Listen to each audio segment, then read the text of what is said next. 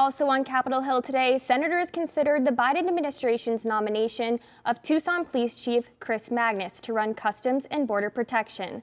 Cronkite News reporter Kimberly Silverio-Bautista was there for the debate and brings us the story from our Washington bureau. Tucson Police Chief Chris Magnus took one step closer of being the next Commissioner of Customs and Border Protection today, barely when the Senate Finance Committee voted 15-13 to advance his nomination. Committee Republicans like Idaho Senator Mike Crapo questioned Magnus's readiness to run one of the biggest agencies in the federal government, and they took the opportunity to criticize the Biden administration's handling of the border.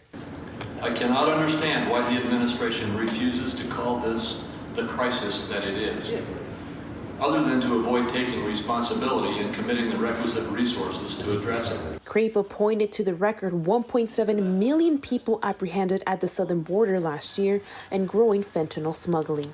Oregon Senator Ron Wyden, a Democrat, agreed that Magnus would be stepping into a tough position.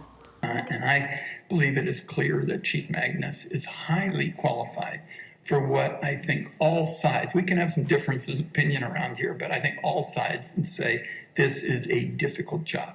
At his confirmation hearing, Magnus said he believes in a secure border, and Wyden pointed to Magnus's experience in a border state, as well as his pledge to make customs enforcement as important as immigration enforcement. He's the right choice, and he deserves strong support. Louisiana Senator Bill Cassidy was the only committee Republican to vote for the nomination, along with all 14 Democrats. If approved by the full Senate, Magnus would go from running an 1,100-member department in Tucson to an agency with more than 60,000 employees. In Washington, Kimberly Silverio-Bautista, Cronkite News.